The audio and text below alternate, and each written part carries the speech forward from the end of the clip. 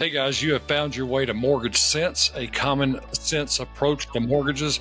My name is Kevin Blair with Element Home Loans. And if you have even been thinking about buying a home, but you just don't know where to start, you need to listen to this podcast. Josh Blair, how are you? Doing pretty good. How you doing? Man, if I was any better, I'd be twins. Okay. As they say back home in Texas, I'd be Texas. Boy howdy. All right. So let's talk about the very first step. How do we approach that? Yeah. So I think one of the, as we were talking through, what do we talk about today? How do we put together this podcast and make sure we're getting good information out, right? That's right. One of the biggest questions, one of the first questions I always get, and it's every single loan, is how do we decide which loan program to use? And so I thought that could be something that we talk about today. But should we first define loan program before we go into all that fun stuff? No, and that's a great point, because there are literally probably 6 or 7 different loan programs that you can choose from. But then there's terms. I mean, you've got 10-year terms, you got 15-year terms, 20, 25, 30-year terms. There's even some 40-year terms out there, but we don't want to go that deep today. What I'd like to talk about, though, Josh, is the difference between FHA and conventional. Okay. Those are the two most common, right? That's right. We see those most often, so that makes sense. Okay. So I'm going to base it, and I've ran some numbers for us to go over today, and I have based this on a credit score of 680, not the low and not the real high, because probably about 70% of Americans fall into that category of about a 680 to a 700 score. Okay. Right. So it's going to play with some of the figures for us, but I figured that would be the best place to start. Okay. That's, 50, 60, 80% of people. That's right. Yeah. Exactly right. So let's go for the majority. And if you've got a lot higher credit score, then we can have a personal conversation. If you got a lot lower credit score, we can have a conversation about that as well. So what I've done, Josh, is I have based this on a $400,000 purchase price. Okay. Now that's about national. I think the national average right now is $416,000. Here in the Chattanooga area, we're averaging about $330,000. So a 400 is going to be a good mark for us. So now when somebody comes to sit down with us, we're not pigeonholing them into a certain product. At the end of the day, there's 2 questions that I always ask. And the first one is, how much are you paying in rent right now? And what can you afford for a monthly housing payment? You've talked over and over and over about you can be approved for something, but it doesn't mean it meets your budget. Okay. Exactly. So when somebody tells me, okay, my budget is 22 or 25 or 14 or 4,000, whatever that number is, we're going to start there. Okay. Right. Because what happens, we may have a budget of, 25, the old saying, I've got a champagne taste and a beer budget. Okay.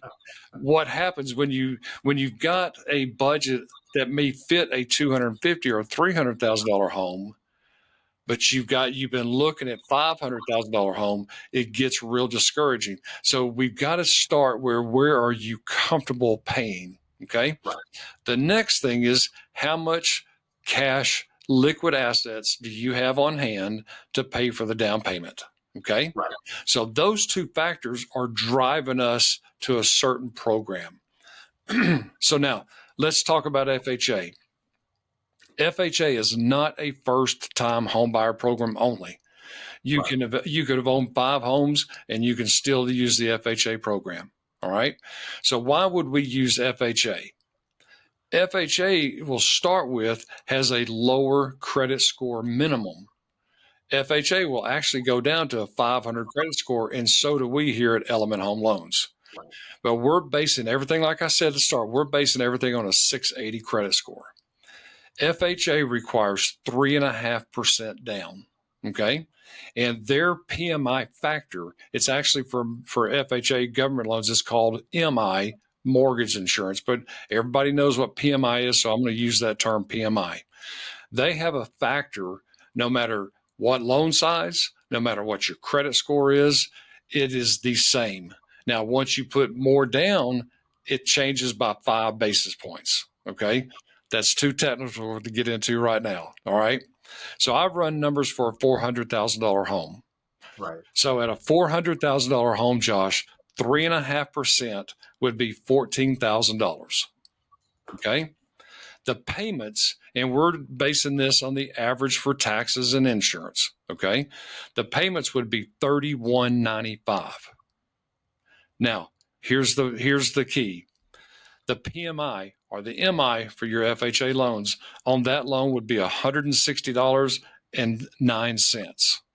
Okay. So 3.5% down, $3,195 for a typical home in the $400,000 price range.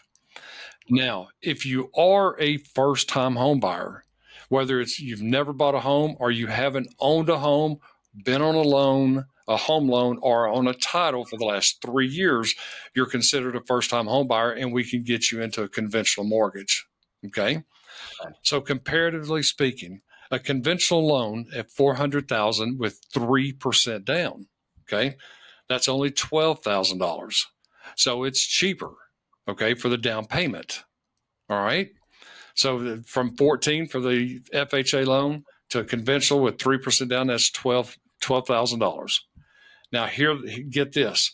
The payments on that home would be $3,307. All right.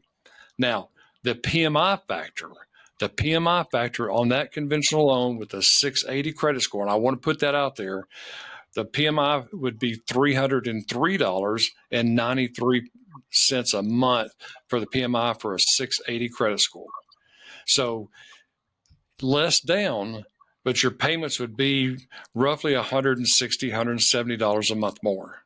Right, and that makes perfect sense. When you put less down, that's one of the big factors in driving your monthly payment. That's right. So if you were to take a conventional loan and put the same amount down, you'd still have a little bit more in that because of the PMI is a little bit more expensive for conventional. That's right, which surprises a lot of people.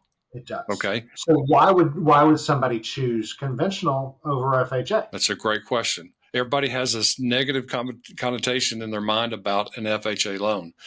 Now, there's 2 things I want to point out because I've got a 5% down example for us as well. There's 2 very important things that I want to talk about on the PMI side of this. PMI is based on 2 factors, credit score and 5% increments of down payment. All right. So at 3% down, your PMI is going to be higher. At 5% down, it's lower. At 10% down, it's lower. 15% down, it's lower. And at 20%, there's no PMI. So now what happens? My voice just changed. What happens on that with a very high credit score, if we get into the mid 7s, that same 3% down, that PMI would probably go down $100 a month. All right. The second most important part of the conventional loan, at a certain point, that PMI drops off the loan. You do not. What one is that? You do not have to refinance. Okay. Once your loan gets below 80% loan to value in that market, your PMI will drop off. But here's not what everybody will tell you, but you know how we are. We're going to tell the whole truth, nothing but the truth. Once you have PMI, you've got it for 2 years, regardless. All right. So let's think about it. Let's think about it this way. The national average is 5.8% appreciation right now. Right. You put 10% down, your PMI, let's call it $100, $125 a month. 2 years from now, that PMI is going to drop off because our values are going up. You got 10% down, your value's gone up 11, 12%. You can qualify to get rid of your PMI. Your value's gone up and you're paying down the loan. That's you're right. paying down that principal. So you're doing double work just by staying in the home. You're getting more value, and then you're paying down the principal, and you're kind of stretching those between the two to get that 20%. That's right. So it all depends on, because you asked, why would anybody go FHA? All right. here's the key. In this example, if you've got 14,000 and or the 12,000, if the down payment is the issue, all right, if the down payment is the issue, it would be better to go the conventional route. All right. If it's not, if down payment is not an issue, it's actually better to go the FHA route. All right. Because at some points when the rates come back down, we're going to get rid of your PMI anyway. Okay. With the appreciation. However, it at the end of the day, it's what is comfortable for the people that we're talking to and advising on these mortgages. So now let's talk about that 5% down. Okay, somebody that has owned a home first. 5% down would be 20 grand. Okay, on that $400,000 home, the payments would go down to 3162, and the PMI factor is 212. So the payment is actually $30 less, but you remember you've put in $6,000 more. Right. So that makes a big difference. Right. So now here is something very, very, very important. So I'm going to put you on the spot here. What determines not only rate, loan programs, and the type of loan that we want to put a family in? What are the two factors that we consider? Oh, we're looking at their credit score and we're looking at the down payment primarily, right? Yeah, but so we want to make sure. Okay, what can they put down? Mm-hmm. What are they able to? Because FHA, like you talked about, goes to lower credit scores. It broadens the group of people that can buy a home. That's right. That's right. And then it honestly, are there only two factors? Because I'm sitting over here like, okay, we want to look at this, we want to look at that, we want to look at those. But you have two primary factors. That's right. But here's the third most important one: your debt to income ratio. Okay. True. Your debt to income ratio.